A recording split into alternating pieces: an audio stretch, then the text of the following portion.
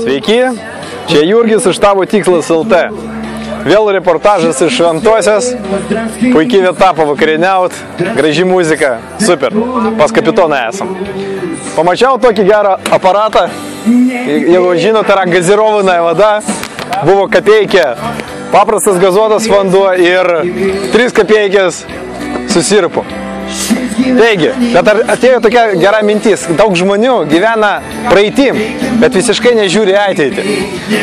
Ir jie sako, aš neturiu išsilavinimo, aš neturiu gerų pažįstamų, aš neturiu gal turtingų tėvų, aš neturiu kažkokio backgroundų, kažkokio pagrindo, iš kur aš galėčiau statyti savo verslą, sėkmingą gyvenimą.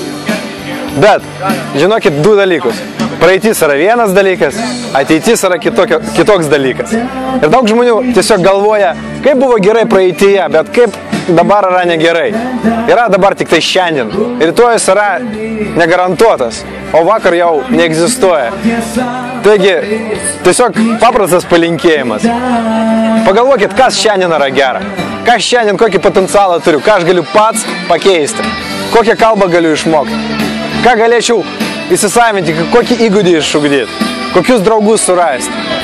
Ir pamatysit, kad gyvenimas yra šiandien nuostabus. Tai linkiu jums gražaus vakarų, su jumis buvo Jurgis iš Tavo Tikslas LT.